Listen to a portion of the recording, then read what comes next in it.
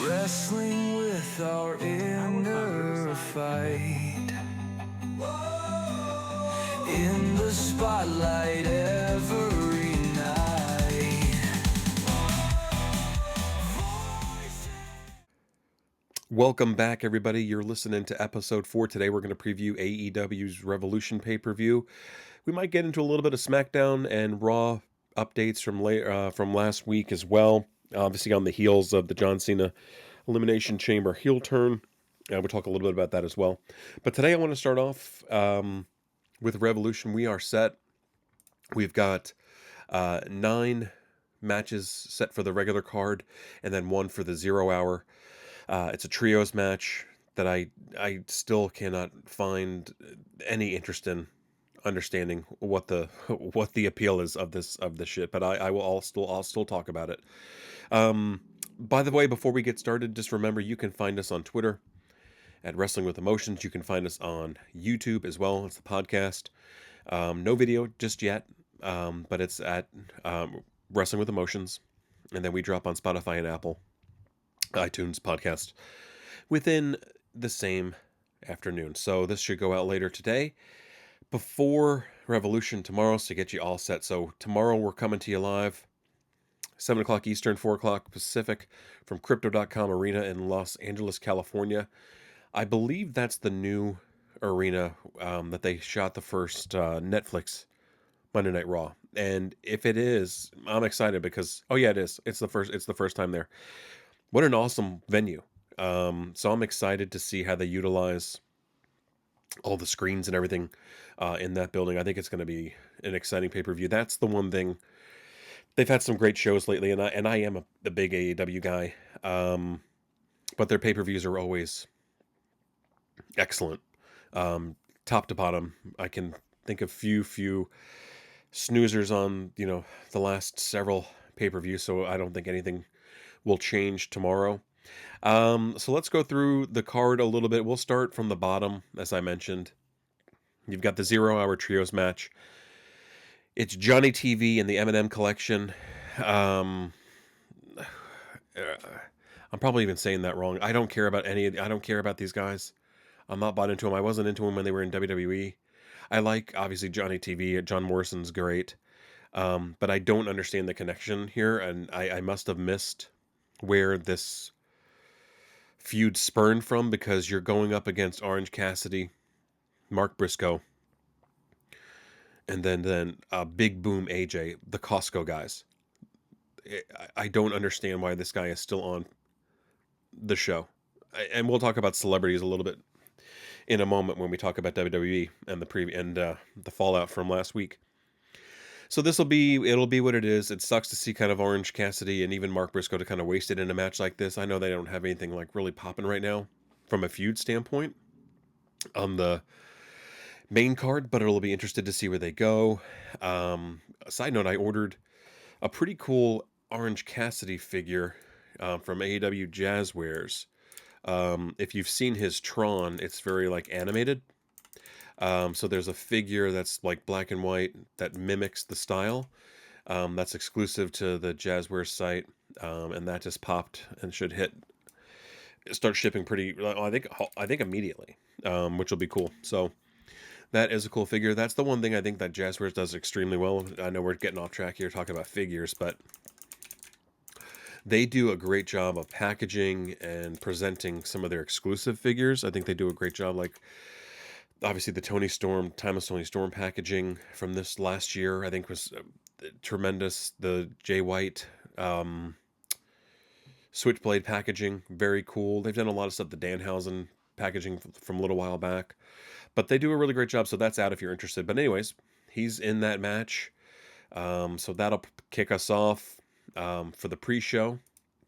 And then talk about the card, and we'll start with some of like the lighter matches, probably. Not that it's going to be an underrated match, but it's little build from a storytelling standpoint. You have the AEW Continental Championship being defended. It's Kazuchika Okada versus Brody King. I think this match is going to be awesome.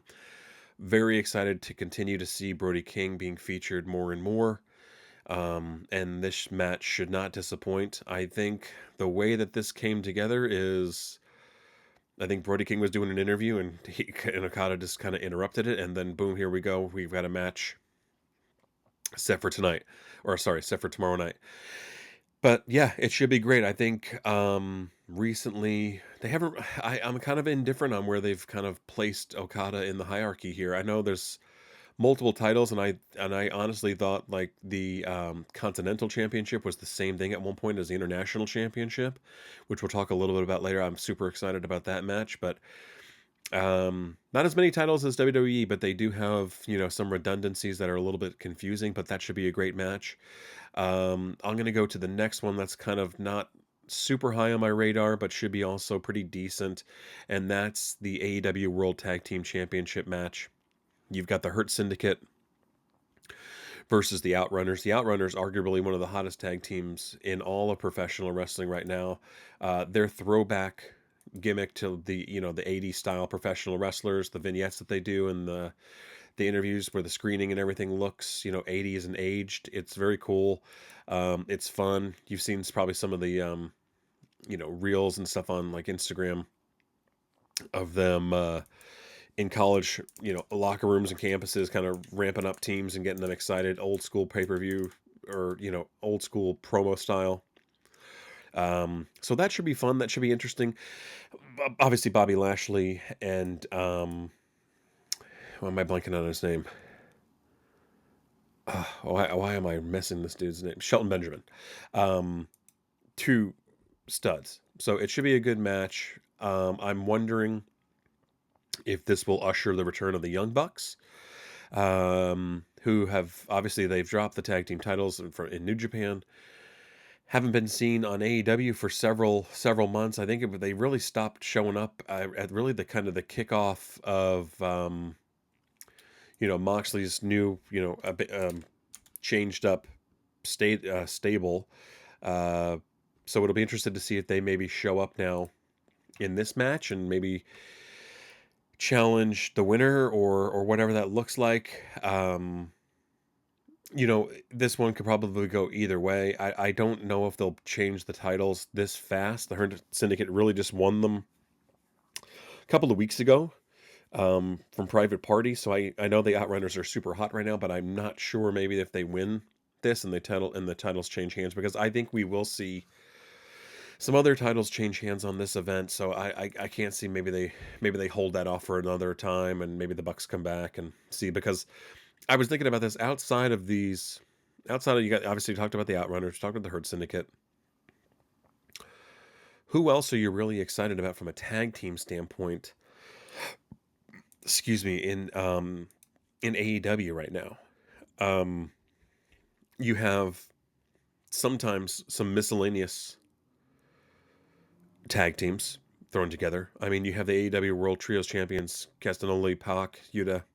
Can't remember the last time those belts were defended. You've got Buddy Matthews and Brody King, the Hounds of Hell tag team, occasionally teaming up. Of course, you've got FTR. So obviously they're good, but the Guns, I could care less about the Guns. Top Flight, could care less about Top Flight. La Faction in Gornerable, I can't even say it, so I apologize. But Dark Order, when was the last time you saw them? And we talked about Private Party already, but they've already, I mean, they didn't draw anything, so I don't know why. I don't even know why that changed hands at that particular time. So you've got all these kind of like thrown together tag teams that show up every once in a while. So not a real strong grouping. I think once you introduce or reintroduce the Bucks, I think that kind of changes things. It's probably going to piss a lot of people off, or a few people off, who obviously think that they throw themselves in the spotlight. But you can definitely notice a difference in the division, especially now with the limitations from losing like the Lucha Bros. There's like a little bit of a gap, I think, in there. So that's the World Tag Team Championship match, and then we'll go to.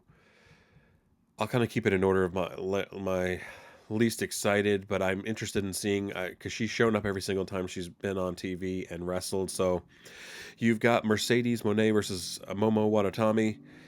Watanabe, apologies. Going after the TBS championship is on the line. Um, I don't know about this one. I know it'll be an interesting one. I know they've obviously faced off in Japan when Mercedes was introduced back to the independent scene. One of her first matches outside of WWE. But I don't see the belt changing hands. I know this one kind of came together pretty quickly too. And maybe not. That's probably that's not fair. If you're following, the whole ecosystem or whatever around the different promotions and how this kind of story came together, if you knew all those things up to her showing up at an event a couple months ago and then deciding that she was going to challenge Mercedes, you would know and be up to date completely on that story. So this one should be a good match. I don't see again. I don't think the belt will change hands unless there's something in the works. But hoping to see a stronger.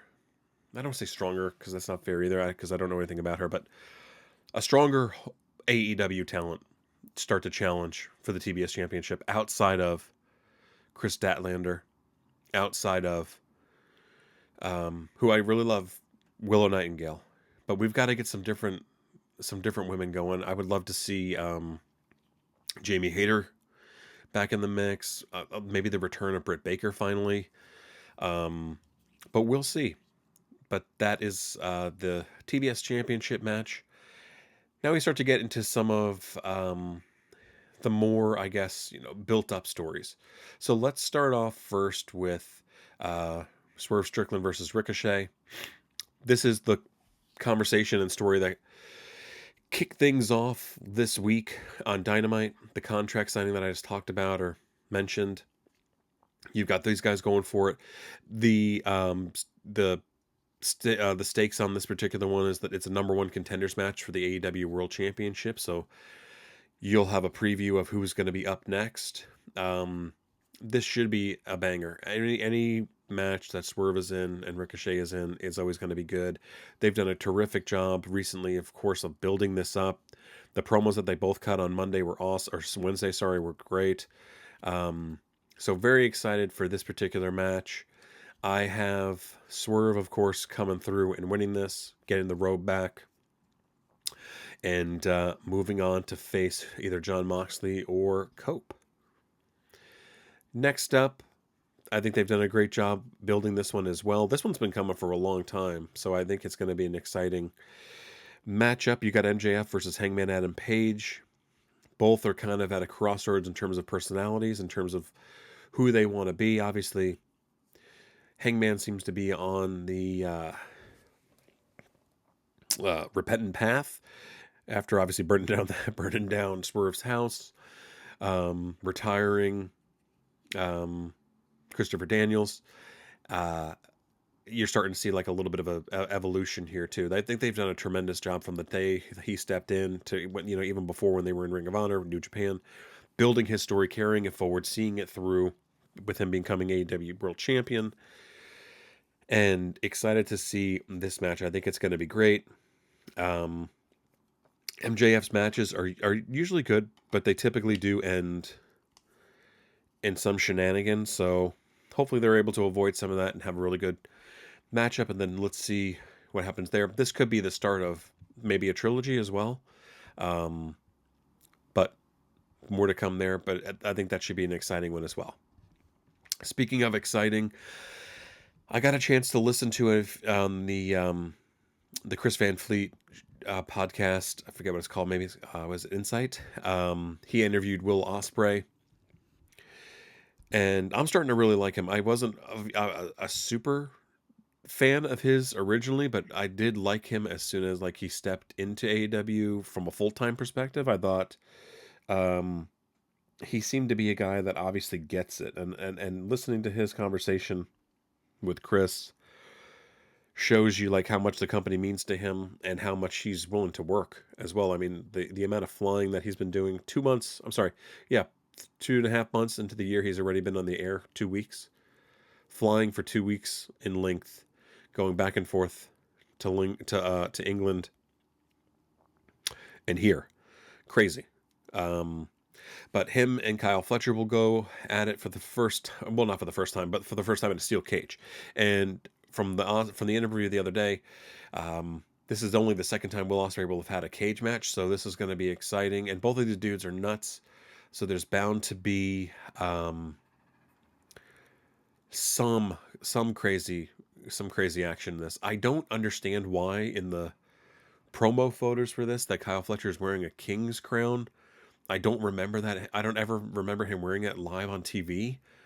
I don't know what that's supposed to symbolize, but hopefully this one gets put to bed as well, because obviously I think Will is earmarked for bigger and better things, so it'll be exciting to see how this eventually leads into All In, All Out in the coming months as well. So that should be a super exciting match. We'll see how that ends up, but barring any shenanigans, because even with the cage, Don Callis always seems to get involved no matter what. But I think it should be a really great match, and we'll see how maybe Will takes this one. And then 3 more to go. I'll just go in order from what I'm seeing on the screen. So the one that I'm probably most excited about is Kenny Omega versus Konosuke Takeshita. I think that's going to be awesome. I remember I just saw recently. I didn't know how deep the history was. I know they had faced each other before, obviously over in Japan, but I didn't realize that Takeshita had been wrestling him since he was like 18 years old, and he looked like a seasoned pro in the clips that I saw at that particular time. So obviously he is currently the AEW International Champion. Kenny's challenging for that. I'm hoping that Kenny takes the belt. And here's the reason why. Not to say that Takeshita is not a great champion or obviously a face and a valued name, but I think every once in a while you've got to, and because AEW does a terrific job of this, and that's promoting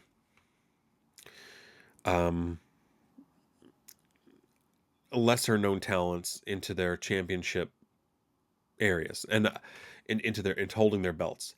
I say that looking at the screen now and seeing you've got Jon Moxley as the AEW World Champion. You've got Toni Storm, who arguably, obviously, she had a rocket ship strapped to her back as soon as she got here because she was awesome. But she's not. She was never not an unknown name, I don't believe. So she's your women's world champion. You got Takeshita, which I just mentioned. You've got Mercedes Moné as your TBS champion, obviously former Sasha Banks. Your tag team champions are the Hurt Syndicate, former WWE guys. Then Okada is obviously the Continental Champion. So it's not like you've got a lot of unknowns, and I recognize that right now, but I think every once in a while, some of these belts you need to elevate some of these titles, and I think the International Championship is one of those. Excuse me, I think when Orange Cassidy had it, obviously to me, the best international champion they've ever had. Let me take a swig. If you're at home listening, go ahead and take a drink yourself. And I apologize if I sound a little run down. A little cold action popping. And a rocking case of the gout that I just got over. So, on the mend. But, every once in a while, you've got to put the belt on a guy that's going to be able to elevate the title. Not that Takeshita cannot, but, week in and week out. I mean, I can't even tell you how many times that Orange Cassidy defended that title. It was like every single week. He was having an awesome match with anybody, open challenges, anybody that wanted to fight for it.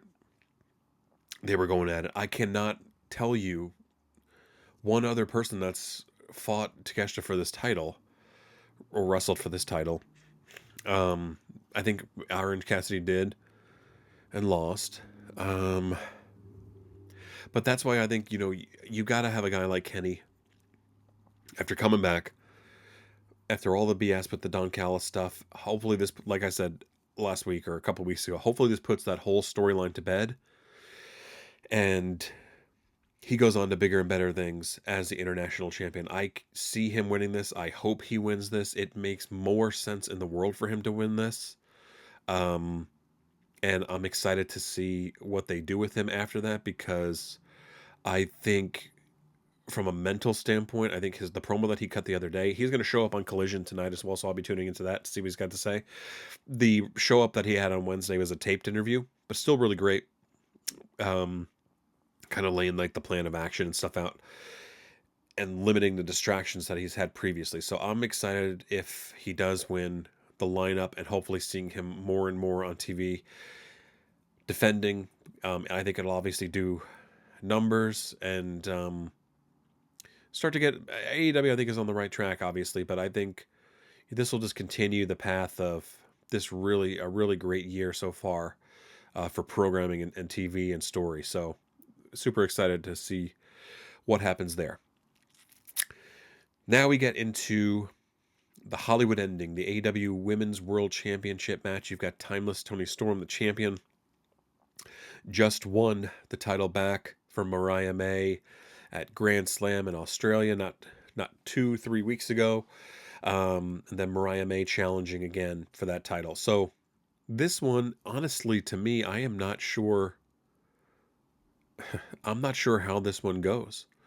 I can see, but one, it would be they've. It's not like they haven't done this before. For example, the All In that they had in England the first time when Saraya won the title, she dropped it not too long after she came back to the States. So it wasn't as if she was a long reigning champion. So it's not like they can't turn this belt over again rather quickly back to Mariah.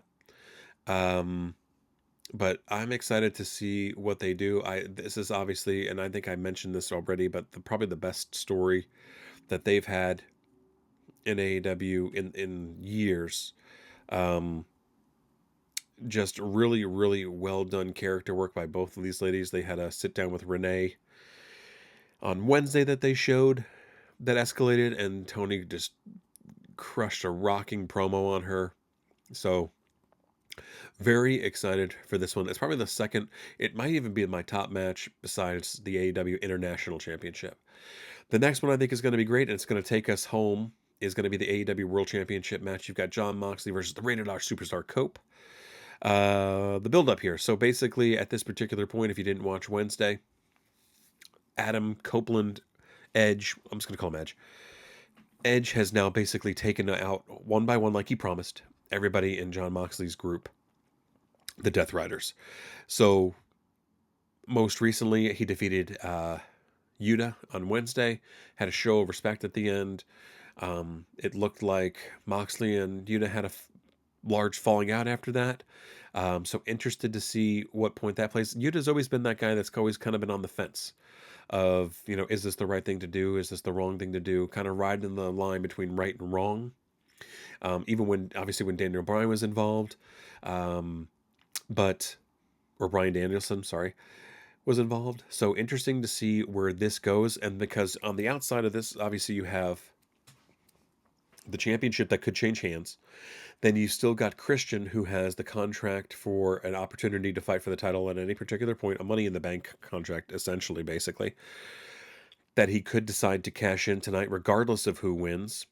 Now, I think they did an angle earlier on when Edge won. What title did he win? The TBS Championship, right? I think he lost it in like 2 minutes to Kill Switch now, not Luchasaurus, but to Kill Switch, and then Kill Switch just handed the title over to Christian. So it'll be interesting to see if they try to do that again here. Might not make sense, but it would be the second time that Christian would be cashing in on something similar. So if he did that to Jon Moxley, could be cool. And then we'll see here, because I think ultimately long term, number one, we haven't seen Darby Allin on TV in some time. And I think he's probably earmarked for some type of championship run in the future at some particular point. So interesting to see what will happen here and where that will lead, because next month, this will take us into April 6th, live from Philadelphia. It's going to be AEW Dynasty. Also in the background too is Bryan Danielson. Like, obviously he's not a full-time performer. Could he interfere in some way and have like a one-off. So excited to see. I know I've said that a bunch, but it's going to be interesting to see how they kind of play this. They always do something interesting and cool with the pay-per-views. Um, for AEW, I think, like I mentioned, they never make I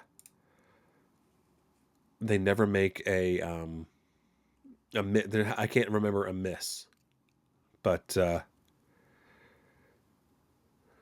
it's gonna be good. I'm starting to catch it. I think, and then it looks like Copeland's gonna show up tonight on Collision for one more uh, promo to pop off tomorrow's storyline against the Death Riders, and I am excited. I'm excited.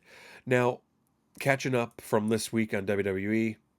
Um, on Monday Night Raw, we got a number of vignettes and showings of John Cena's heel turn, as you would obviously expect coming out of that show.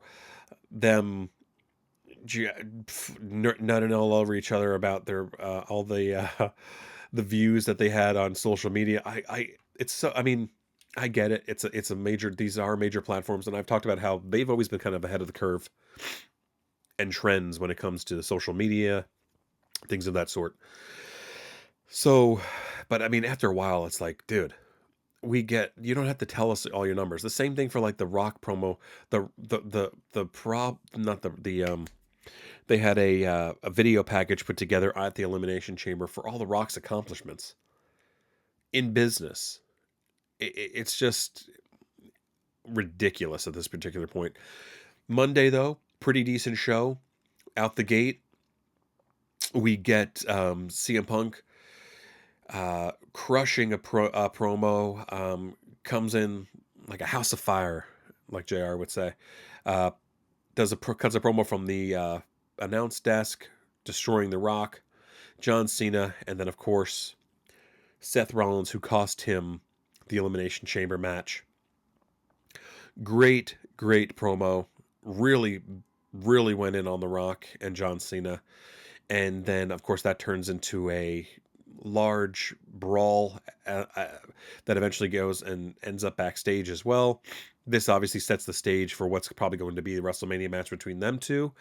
The rumor is still that I've seen is that it's going to still be a three-way, possibly him, Roman, and Seth for WrestleMania. Punk mentions Becky Lynch in this promo as well. Come get your man before I do, because I'm gonna put him in a wheelchair. I know she had tweeted and I think she took it down, but she made some joke in reference to what's her name, Roxana Perez being his girl or whatever. Anyways, it doesn't matter. So a great fight there. That looked good. You had a Otis versus Gunther match that ended in a little melee with Jey Uso. That was fine. It was actually a really good match. And then you had the Intercontinental Championship, Lyra Valkyria versus Ivy Nile.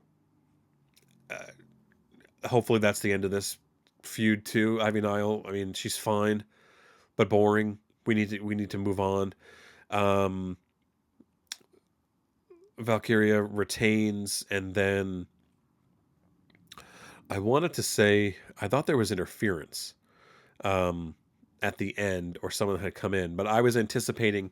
That's it. I was anticipating a return of some sort, or somebody to be the next challenger for that title, thinking again that it might be Becky Lynch, but no. But let's see, nothing really monumental comes out of this except for the very end of the show. So we talked about this last week. The women's side was primarily basically decided for WrestleMania already. You have Charlotte Flair and Tiffany Stratton, and then it was assumed Rhea Ripley was going to would face, no matter what happened with her and Io Sky, she would face the women's winner of the Elimination Chamber, which now is Bianca Belair. I think everybody assumed Monday night that she would win. They had a little bit of a small package of videos, but something minor, but they didn't really go full story or as deep as they probably could have. But up until this point, they've just talked about how Io has never lost to Rhea. So it was assumed that that was probably going to be the time that this finally, you know, changed hands, and Rhea would obviously get the win. Bianca is ringside to watch and call the action and just observe. She's not actually calling the action, but she is observing, watching the match. There's a little bit of a back and forth physicality between her and Rhea, which allows basically once they take it back to the ring, Io's able to kind of capitalize on the fact that Rhea's distracted. Um, right after saying "see ya at WrestleMania," Bianca, Io ends up hitting the insane elbow and then the Oscar lock on Rick on Rhea and ended up winning it up. So she is now your women's champion, and she will be going to WrestleMania to face Bianca Belair. So we'll see what happens here. Does Rhea get inserted into some type of three-way for this particular role heading into WrestleMania? We'll see. But it was certainly unexpected, and I think they're doing a great job right now of swerving your expectations and giving you things that you might not have thought you were going to see. Um, and this doesn't take away from the fact that 48 hours before John Cena um, nut checked Cody, people were adamant about how bad the booking has been recently on a lot of these shows under Triple H, Road Dogg, and the story so far. So to pat him on the back and for him to of course pat himself on the back is of course classic Triple H, and give me a break. Some of these shows still drag. Some of these storylines still, continue to disappoint, which brings us to the SmackDown card for Friday night. 4 matches over 3 or let's see. 1 match, 2 matches, 3 matches over 3 hours. Okay? 3 matches in 3 hours. That is, am I seeing this? Am I seeing this right? No, that's not right. There was more than that. Okay. So we kick off SmackDown, and I'll be honest with you, and I told you this before. If I'm bored on something, I will switch channels. I will go back and forth. So this one starts off. I missed the beginning, because your boy's got a job too. But Randy Orton comes back. Obviously, he just returned at the Elimination Chamber as well. Calls out Kevin Owens. Comments on both The Rock as well as Cena. So we're heading obviously towards a Kevin Owens Randy Orton showdown for WrestleMania.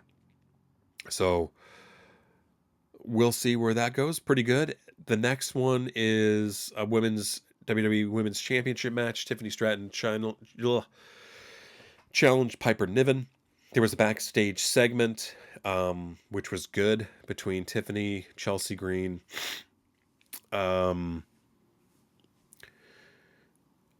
is that Adam? Is that no? What's his name? The British dude. Adam Pierce? No, it doesn't matter. It's fucking boring. Anyways, the women were great. As usual, Chelsea Green outshines anybody that she's on TV with, including, and this time, Tiffany Stratton. She's just hilarious. She gets it. She understands her character. She executes it flawlessly, and she is an incredible draw. We understand that later in the night, it's going to be Chelsea Green versus Michin. Again, I'll talk about that in a second. In a street fight for the Women's United States Championship.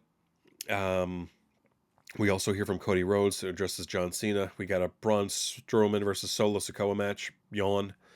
And then the United States Championship match, Shinsuke Nakamura versus LA Knight.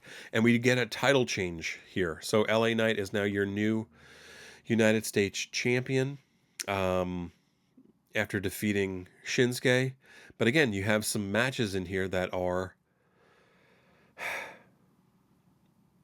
just okay. You had, I cannot believe I can't remember his name right now. I know this dude. But anyways, he goes through a breakdown March Madness style of what's been going on with the tag team division. Ends up basically going into a triple threat match. Motor City Machine Guns versus Los Garza.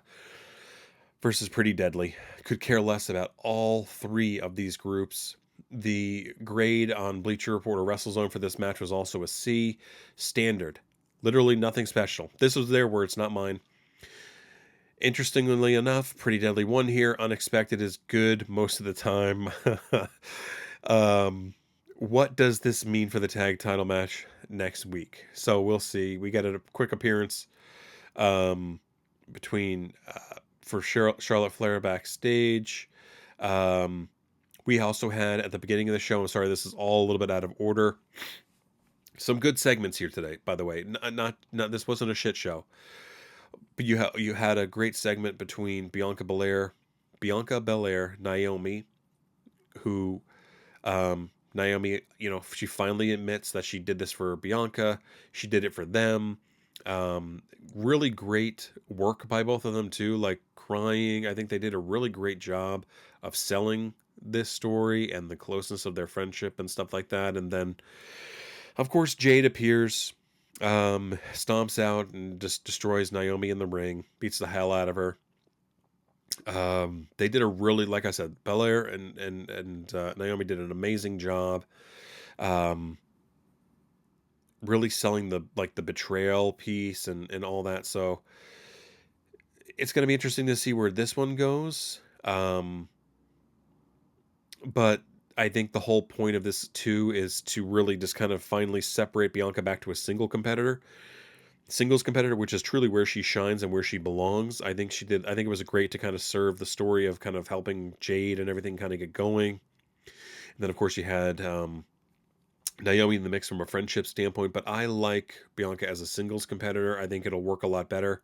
And she is a star, so I think that will be a terrific thing to kind of see where she goes with EO and how that maybe, like I said, probably Rhea probably does get involved in that, especially with the level of contact and commentary on Monday between the two of them. I think that ends up going somewhere. And then, like I mentioned, the Braun Strowman Solo Sikoa match.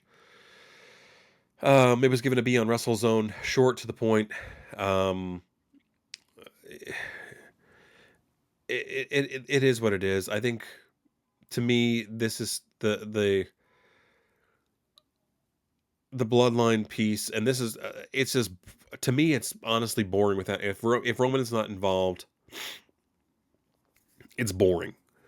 Um, Not that these guys aren't good workers, not that these guys aren't interesting. I think, obviously Jacob Fatu is becoming into his own.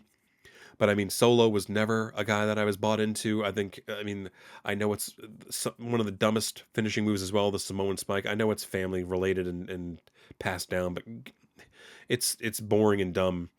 Um, but next we get the match, and I will watch this again today because once again, Chelsea Green hits it out of the friggin' park. She comes out dressed like Cactus Jack. If you haven't seen the shirt, it's online. Wanted Chelsea Green, much like the Cactus Jack shirt. But this is an ongoing feud to where I'm like, what are we doing? This has to be hopefully the end of this feud, because Michin, who's also been on record recently on podcast or something, obviously says, and she knows too, like she can wrestle, but she doesn't get over. She's not over with the fans, even in Philadelphia, where she's wearing a Philadelphia Eagles jersey. She still can't outshine our women's United States champion. And I'm glad that, because I was nervous when they announced this, that they were going to finally just kind of run and put the title on her. Obviously Piper's back, but I think because I love what they've done with Chelsea's character and how they've obviously built up all the pomp and circumstance, all the outside kind of stuff. Her secret service with Piper. She adds another member to that in this match, which I'll mention as well. But it's been a lot of really funny segments. The gear is always fire. It's always really, really well thought out. Again, she does a really great job, and she crushes it in the ring. This match has a number of spots, including a coast to coast for that Chelsea hit on Michin in the trash can. But both of them did a really great job in this match. It's just time for them to move on, and for her to find another opponent that I think will help kind of show her and keep. Obviously, she's a heel character, but I think it's time to kind of also give her somebody else to kind of like push this a little bit. So really cool match, and then at the end, we add another member to her Secret Service, much like a Bloodline related story. Another hooded figure pulls Chelsea out of the ring during a 3 count, and it's Alba Fire. So Fire hits Canadian Destroyer on a chair, and then Chelsea gets the win over Meechin, and we're on to the next. She is the winner. She remains the champion. And then we had Cody show up, face swollen, and I talked about this in a second when I talked about the Costco guys in AEW. So if you haven't seen or haven't heard, obviously, I don't know where, and I'm getting comments from my wife coming home and telling me people at work talked about John Cena's heel turn. So if you haven't heard or seen it, it would be crazy at this particular point. But during that segment on the Elimination Chamber, I mentioned this when I did the wrap up show when I was pissed off that Travis Scott was so heavily involved in the finish and the ending of that show. Again, like I said, would have been completely fine with him just coming out and stopping right there at the entrance, allowing, The Rock comes up next to him, they, bump fist or whatever. And then The Rock goes to the ring, Travis, heads back to the back. Would have made perfect sense, but instead, of course, he's in the ring the entire time, leaning against the ropes. I mean, just looking ridiculous. And then what was it, lighting sage or some shit in the ring? I mean, this stupid. And then the killer of all is obviously, so Cody's on SmackDown Friday night, face all swollen, black eye. He came out with cotton in his ear, and I think he took it out at a certain point before he went to the ring. But in a shoot fashion, basically, and the videos are posted online, he did truly get a black eye. He did truly rupture his eardrum because Travis Scott hit the shit out of his face when he's defenseless on the ground, face pinned down, and so he pulls no punches. Now, I will give him the benefit of the doubt because I know sometimes Cody, he has a history of obviously taking things to a certain level. For example, the chair shot that he received from Shawn Spears when he was in AEW that busted open his head, an unguarded headshot. So it wouldn't be out of the normal for him to say like, hey, lay it in there and, make it look good or make it look real. So I'll give him the benefit of the doubt if that's the scenario that happened. But if it's not, this is why you don't have celebrities involved in this kind of stuff. If you're going to hurt somebody like that, that's ridiculous. So that pisses me off, but he cut another good promo. Just some usual stuff. And obviously calls out John Cena, The Rock as well. And then the highlight of the night is, or the closer, is LA Knight retaining or winning back the United States Championship from Shinsuke Nakamura. I did not watch this match, so I don't know. It looks like there was a little bit of referee shenanigans where a ref might have got hit. Okay.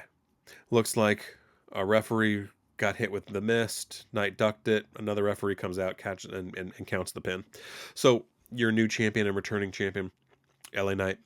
Overall, it looks like they got a B- for this show. So we'll see where this tracks. But again, the big stories coming out of the week, besides obviously the 2 title changes, you got your United States Championship change. On this pay-per-view, it doesn't really who knows what that sets up for WrestleMania, because I don't think it'll be Shinsuke again. It could be, but they may have run their course. But of course, the big upset is Rio losing her title to Io Sky and the developments there. So overall, a really good week. Obviously, we got Collision tonight. Like I said, Revolution tomorrow. Very excited. So sound off in the comments what matches are you looking forward to tomorrow night, and we probably won't do a wrap up show just because we're heading into Monday and the real work week. This one's going to kick off a little bit later too, and AEW pay per views had the chance to run a little bit long, but I don't mind. It's great to get really quality wrestling for 4 hours, maybe 5 hours if you count 5.5, maybe if you count the pre-show, of really really great matches. So enjoy tomorrow night's pay-per-view, and we'll catch up with you next week. Thanks.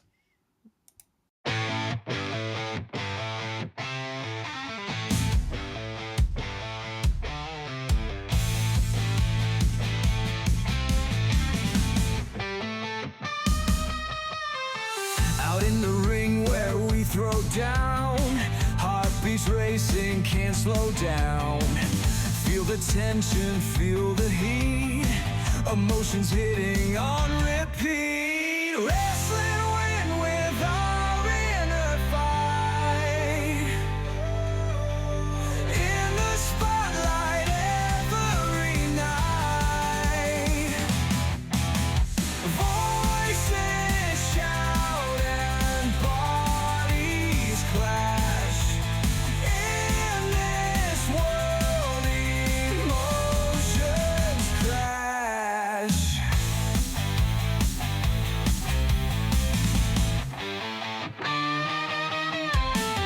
Tangled up in thoughts we spin, in the chaos we begin. Finding strength that's deep inside, facing fears we cannot hide. Wrestling win with our inner fight. In the spotlight every night. Voices shout and bodies clash. In this world emotions crash. Every grapple, every hold tells a story to be told. Raw and real and full of fire, pushing through the darkest mire.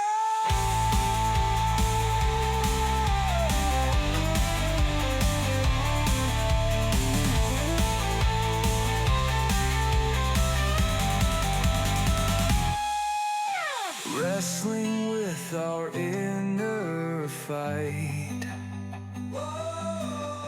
In the spotlight